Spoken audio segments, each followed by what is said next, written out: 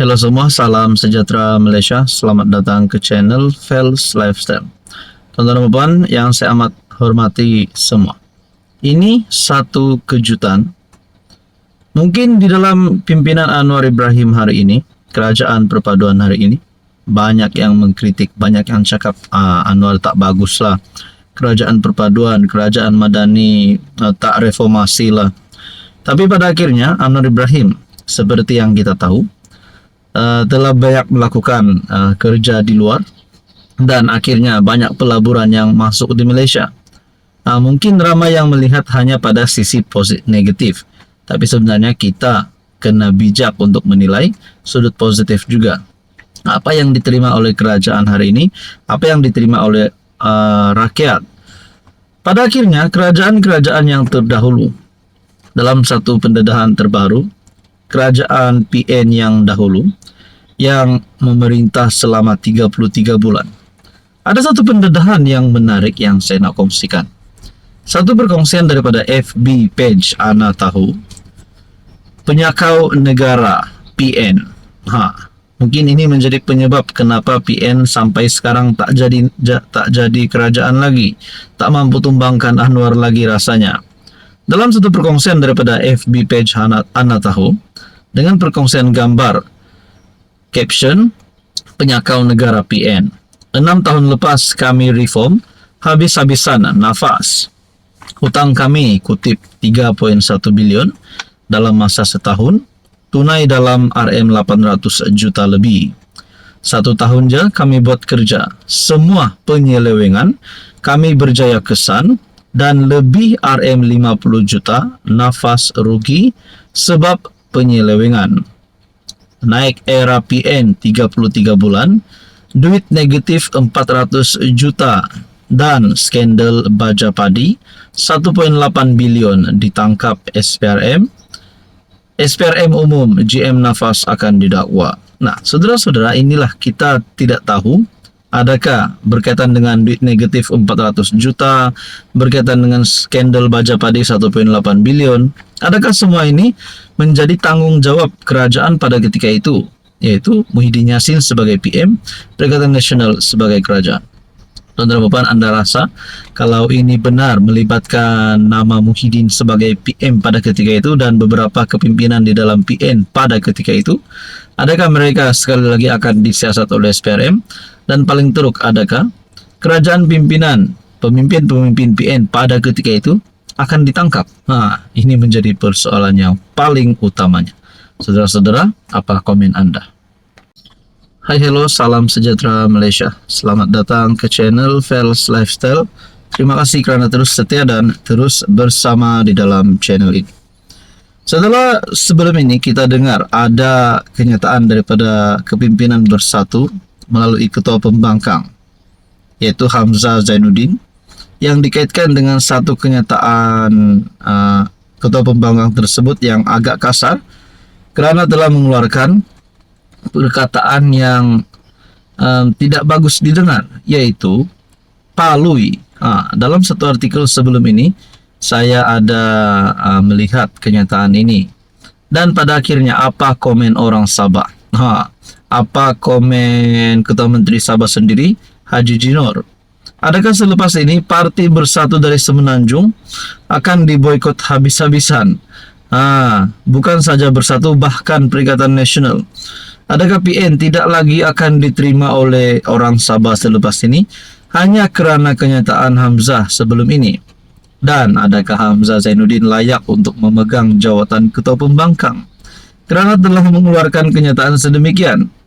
Nah, saudara-saudara, menurut Haji Ji, satu kejutan kepada politik Malaysia, jangan maki orang Sabah palui. Haji Ji ingatkan Hamzah. Ketua Menteri Haji Jinor tegur Hamzah Zainuddin yang hambur kata penghinaan palui kepada pemimpin dan rakyat Sabah. Ketua Menteri Haji Ji membidas sikap Ketua Pembangkang Hamzah Zainuddin menghamburkan kata penghinaan palui bermaksud bodoh terhadap pemimpin dan rakyat Sabah. Aduh, saya sendiri pun sebagai orang Sabah terasa sakit hati tahu. Saudara-saudara yang saya dihormati, apakah ini akan memberi kesan kepada Bersatu sendiri, kepada PN sendiri? Nah, siapa nak undi kalau pemimpin cakap kita ni bodoh? Saya sebagai rakyat Sabah, saya tidak suka lah. Saya sendiri tidak setuju dengan kenyataan begini. Nah, kenapa kami ini hina sangat kah? Tapi kalau Hamzah Zainuddin mengaku bersalah kerana telah ditegur oleh Ketua Menteri Sabah sendiri, mungkin patut Hamzah Zainuddin melakukan permohonan maaf kepada seluruh orang Sabah, seluruh rakyat Sabah dan seluruh kepimpinan di Sabah. Haji Ji yang juga pengurus CJRS menggambarkan timbalan Presiden Bersatu itu tidak wajar datang ke Sabah kerana membawa budaya politik semenanjung yang dikatakan suka memaki. Banyak pemimpin dari seberang datang. Saya beritahu mereka, kalau datang mesti sopan. Jangan bawa perangai dari sana ke Sabah yang harmoni dan aman damai. Saya mahu beritahu Hamzah, jangan hina orang Sabah, jangan hina pemimpin Sabah. Menurut berita harian dalam satu majlis di Keningau. Tuan-tuan dan puan, apa komen Anda? Halo semua, salam sejahtera Malaysia. Selamat datang ke channel Fels Lifestyle. Terima kasih kerana terus setia dan terus bersama di dalam channel ini. Satu kejutan untuk Kabinet Kerajaan Perpaduan dan satu kejutan untuk kepimpinan Pakatan Harapan. Salah satu pemimpin ataupun bos besar di dalam PH dan juga di dalam kerajaan serta di dalam Kabinet Kerajaan Perpaduan digemparkan kerana salah satu bos besar dan menteri ini diarah untuk letak jawatan. Saudara-saudara, adakah di dalam Kabinet Anwar Ibrahim hari ini, kalau ada menteri yang tidak melakukan kerja, tidak buat kerja dengan baik, adakah mereka akan dipecat? Adakah suara-suara netizen, terutamanya kementerian netizen, ingin memilih menteri yang mereka suka, sedangkan kita sudah ada menteri hari ini? Saudara-saudara, dalam satu artikel yang saya lihat melalui Malaysia Kini, Mat Sabu kena letak jawatan menteri jika demo dihalang, kata Hanifah. Bekas timbalan menteri di Jabatan Perdana Menteri Hanifah Maidin meminta Presiden Amanah Muhammad Sabu berundur sebagai menteri sekiranya kerajaan menghalang Perhimpunan Anti Rasuah pada 25 Januari ini. Menurut Hanifah, dia telah menghabiskan sebahagian besar hidupnya sebagai peguam mewakili Muhammad yang pernah terlibat dalam siri-siri Perhimpunan Aman sebelum ini. Justru katanya adalah wajar bagi Muhammad meletakkan jawatan sebagai Menteri Pertanian dan Keterjaminan Makanan sekiranya Perhimpunan Anjuran Bersih dan Suaram itu dihalang. Saya menghabiskan sebahagian besar hidup saya sebagai peguam bela mewakilinya, terutamanya dalam kes yang melibatkan hak untuk berhimpun secara aman. Kadang-kadang saya sendiri ditangkap kerana mempertahankan haknya, katanya kepada Malaysia Kini.